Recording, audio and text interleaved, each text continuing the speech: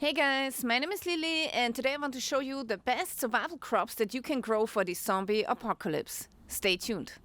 So my favorite veggie is actually potatoes. I really love them because they contain a lot of minerals and vitamins, but also they have a high carb content. And carb is what you need in case of a famine or in case of a food shortage. So potatoes are great, they taste great, it's easy to cook. And actually in this raised bed here, I have planted potatoes about a fortnight ago. So here you can see some of the potatoes sprouting, and usually it will give you 10 potatoes for one potato that you plant. So you can increase the yield by 10 times, and that's pretty amazing. Of course, potato is a heavy feeder, so it needs a lot of really good either fertilizer or compost. Now some people I've seen, they've tried to just grow potatoes in the lawns, and usually that won't work because lawns are really depleted in nutrition. But there's also a downside to potatoes, which is they are nightshades and they're not winter hardy. So to store them in wintertime, you would need a root cellar. And a root cellar is something that most people don't have anymore. So I'm from the countryside, and at the countryside, every homestead had a root cellar. And this is where they would store apples, but also potatoes, cabbage, and other vegetables. That's the big downside. So you have to store the veggies somehow, or you can the potatoes, or you dry them. But if you want to have seed potatoes for the next year, you need a root cellar. And this is something I don't have yet. So a root cellar is worth gold, but a lot of people don't have that. So what's an alternative to potatoes? The alternative is actually Jerusalem artichoke. The Jerusalem artichoke is very similar to a potato, but it's winter hardy. So you don't need a root cellar. And I think that's really important. And it's a good alternative to potatoes. Now, I would still always plant potatoes if you can get seed potatoes. But in case of a complete societal breakdown, or a massive food shortage, I believe that Jerusalem artichoke is maybe even better than planting potatoes. And the great thing is, they don't need a lot of care. So if you plant them somewhere, they will just keep growing. They are self-propagating. And actually they are pretty invasive. So make sure that you're not planting them near to fields or maybe in such a raised bed like this one here, because they will easily take over a raised bed and then you cannot get rid of them anymore. So Jerusalem artichoke is great because it's so resilient, but also it can cause problems in the long run. So make sure you plant it away from your veggie garden or maybe in a pot, and that's something that I want to try today. Alright, so here I have a pot, and I actually believe that one Jerusalem artichoke is actually enough for this small pot. So I'm just gonna set it here. And now I just cover the artichoke with some soil.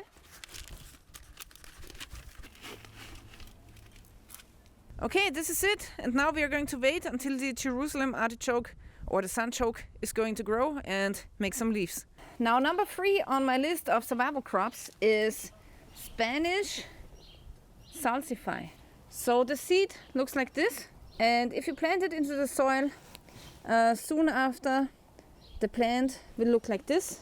Makes a black root that goes down to 40 centimeters. So it's going to use the depth of almost all of the raised bed here. And it's going to make this really nice black root, which tastes delicious. And I can highly recommend this plant. It's really delicious. Now there's another salsify that you can plant, which is the common salsify. And I've done that here in this raised bed actually a couple of years ago, but I have to say the common salsify, I don't think it tastes great. So it's really like dal. Of course it gives you energy and carbs, but it's very far away from a carrot or from a potato. But if space is no issue, I would grow both of those vegetables. So yeah, if you have a big property where space is not an issue, I would definitely recommend growing the common salsify as well. And actually the common salsify sometimes you can find in the wilderness. So it's also wild edible. All right, the next crops that I would grow is garlic and onions because they are very valuable in the kitchen, they taste great and they are really healthy.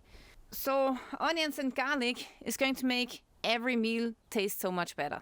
In the first half of the raised bed, we have planted some onions this spring, 2024. So you can see it's a really nice growth. But then you can see a section which has a much better growth. And this onion we have planted in the fall of 2023, last year. So this one is much more massive and we can harvest it earlier. And then here we have planted some garlic last fall as well. And this one is really massive. I'm really happy how the garlic is turning out. Now the great thing is that garlic and onions, they're actually winter hardy. So you don't need a root cellar. So pretty cool survival crop. So everything that doesn't need a root cellar is going to be a great survival plant or survival veggie for the apocalypse. Another great veggie for a survival crop is radishes. Radishes are really awesome because they grow so quickly and they have a lot of vitamins and also fiber. This one is still small.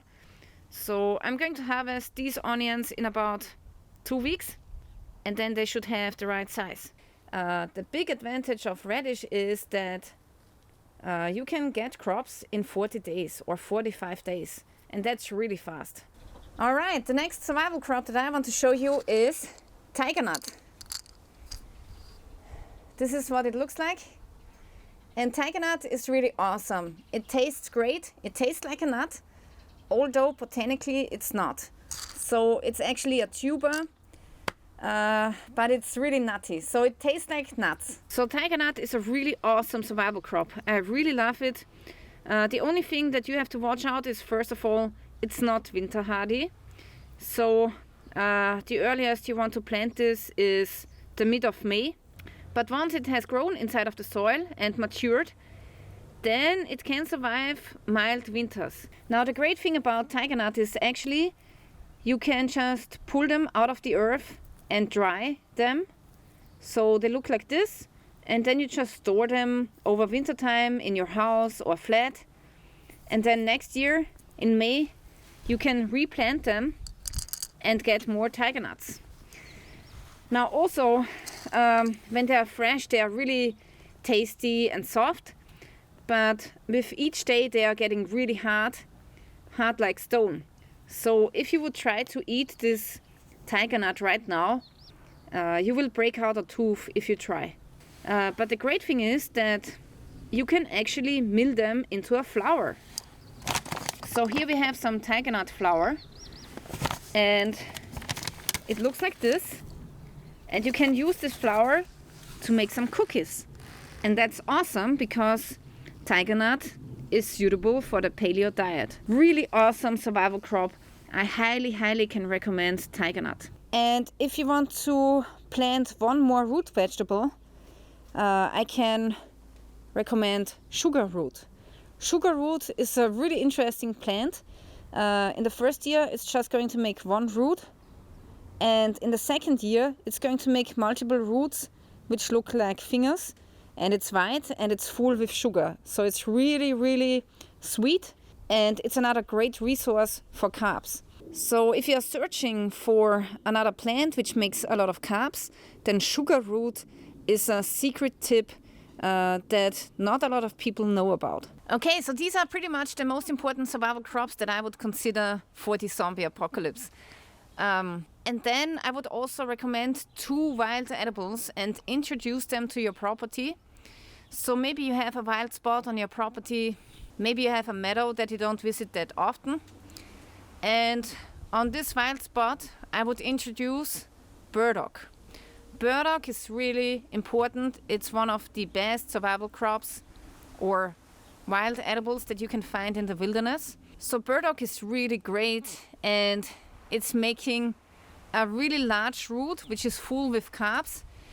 Also it has medicinal properties.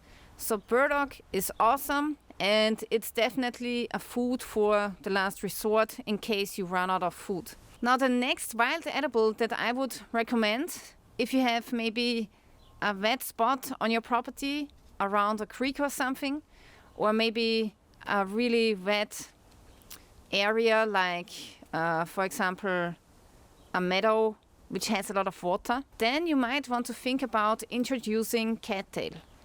Cattail is really awesome and has multiple purposes for survival and also as a wild edible. So cattail root tastes delicious. It's the best carb that I've ever found in the wilderness. It's full with starch. You can even make some flour out of it. The pollen even has medicinal properties as well. So yeah, cattail, really awesome, has a lot of carbs. Okay, so this is pretty much it. If you want to plant one more crop around your property or around your bug out location, then I would plant those small strawberries that you can find in the forest or on meadows. I would try to propagate those plants because strawberries are great and the smaller version is not as visible. So if you want to conceal your secret garden, it's always great to choose crops that are not very visible and that most people are not familiar with. So for example, if you're planting lettuce, everybody will see it. But if you're growing black salsify, people will think that it's a flower. If you're growing Jerusalem artichoke, people will think that it's a weed. So make sure that you're choosing crops which look wild or like flowers or like weeds. And this is how you can conceal a secret garden. Alright guys, so this is it for today. I really want to thank you for watching and stay tuned till next time.